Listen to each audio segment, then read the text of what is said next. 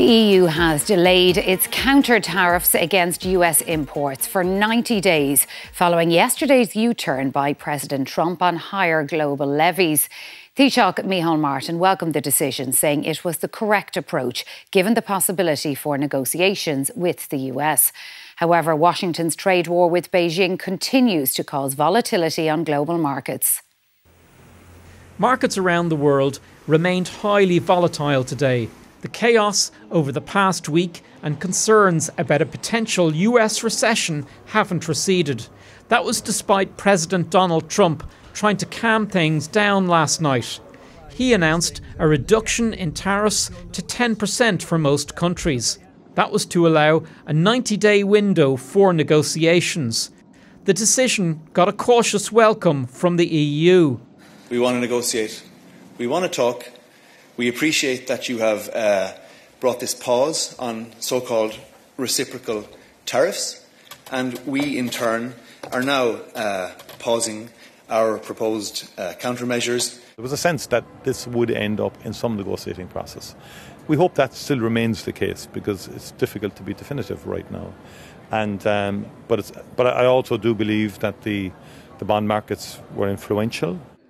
The Irish Exporters Association says Donald Trump's U-turn on tariffs happened as the markets sold off US government bonds in a highly unusual move, and that brought America closer to a self-inflicted financial crisis. When you do that, it shows a complete lack of faith in the country itself, and it's very, very serious. Like, we were really on the precipice yesterday, and that is the reason why there was a change of mind yesterday. While the 20% tariff is off the table for now, most Irish exporters are looking at a 10% additional duty on any goods they sell to the United States. And there's still the threat of a specific tariff on pharmaceuticals, and that's Ireland's biggest export to the US.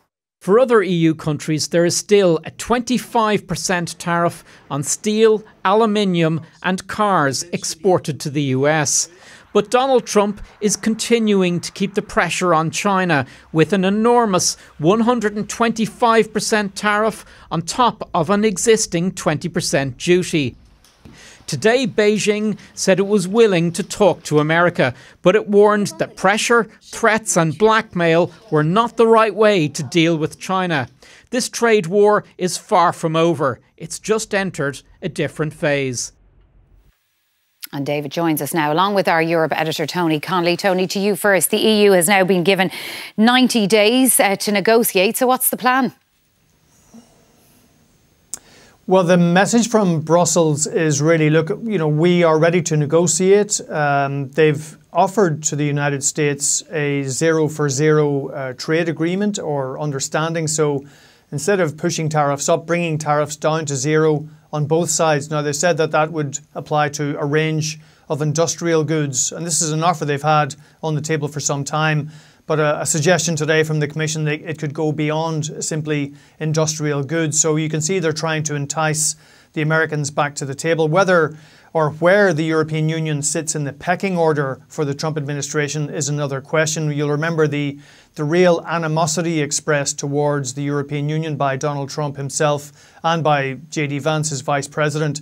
One valuable lesson that the Europeans will have learned is that in a market panic, Donald Trump will blink, and that was the case yesterday. So there is a floor for the chest-beating rhetoric and negotiating bragging that Donald Trump has exhibited to date. So that's a valuable lesson for the Europeans. A few late-breaking items just to share with you. The European Union today said they would start negotiating with United Arab Emirates on a trade deal. Also, Handelsblatt, the German newspaper, saying that the EU and China are going to start negotiating on lowering tariffs on Chinese electric vehicles. So that's clearly a signal to Washington that the European Union have fish to fry elsewhere. All right, Tony Connolly from Brussels, thank you for that. David, it looks like Donald Trump has taken on the markets, but has it backfired? Well, I think it has to a certain extent. So really what we're seeing now this evening is that while Donald Trump tried to dial down the temperature yesterday with his announcement, he hasn't gone far enough. So the US is still trying to impose the largest tariffs that have ever been seen in the past 100 years. And there are still fears of a US recession. This evening, the markets are down, the stock markets are down in New York, but also the dollar is being affected. Yesterday, we saw big problems on the bond market, whereby the cost of borrowing for the US went up, and that raised the threat of that bleeding through to the mortgage market, for home loans, and also for consumer loans, car loans. And that's where the US consumer would be really affected. As Tony mentioned there, essentially Donald Trump is now responding to the pressure from the markets, but the markets are more or less saying, you've got to do a bit more. We need more reassurance. The problem with market jitters is you can't just put them back in a bottle when you want to. Once they're out there, and the expression in the markets is the trend is your friend. And if people are selling off, they continue to sell off because they don't know where the floor is. So he's now in a tricky situation. Economics and Public Affairs Editor David Murphy, thank you. Well, let's hear more now on the impact of President Trump's latest tariff pause. We're joined by New York Times reporter on the markets, Maureen Farrell. Thanks for joining us this evening, Maureen. So how has Wall Street reacted to President Trump's pause on tariffs for now? So yesterday, what we saw was elation, basically, in the market, relief, and there was a huge rally in stocks all across the board. Today, reality, to a certain extent, has set in, and there's been a sharp sell-off. I think at first, everyone was just happy. The markets, there was relief that with this 90-day pause. Today, I think there's an awareness that there's still, in the U.S., a big trade war with China. President Trump announced that the tariffs were actually at 145% on Chinese goods.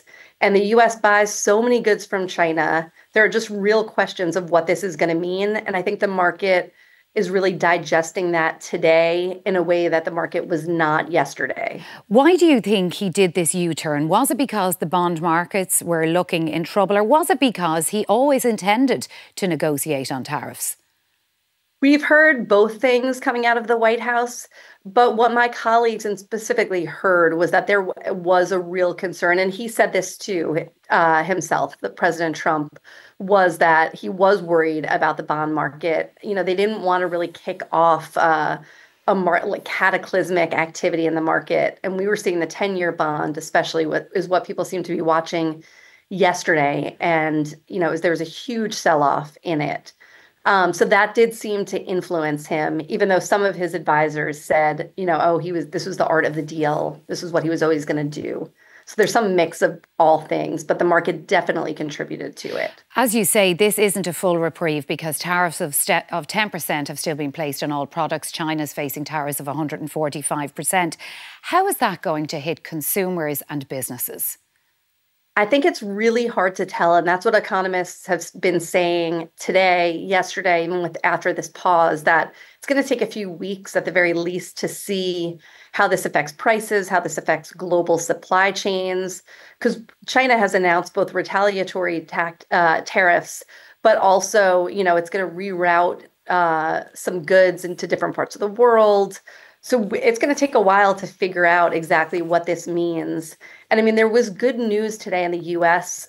for the moment on inflation. It was lower than some economists had predicted, but that could clearly change very soon if prices go up with these tariffs. So much certainty still remains on the markets, which of course the markets don't like. So do you think they'll be as spooked next time when he announces something else? Because it changes day by day, doesn't it? It's so hard to tell. And I think that's what I hear from investors and traders that I talk to is, there's no visibility. At least last week, people said the sell-off, which was huge when he first announced these tariffs on so-called what he was calling Liberation Day, when President Trump at least gave a warning that tariffs would be announced. I think people were really shocked by the size of them, but at least there was some planning. Clearly, yesterday, this came out of nowhere and caught the markets so far. It caught everybody really off guard, including some of Trump's own aides. So it's really, I think the question now is, how do you prepare when President Trump can change his mind so quickly? And that's the question that traders, people in the markets don't seem to have good answers for. All right, Maureen Farrell, there's a lot more in this over the next days and weeks and years, possibly. Thank you for joining us this evening. Thanks so much for having me.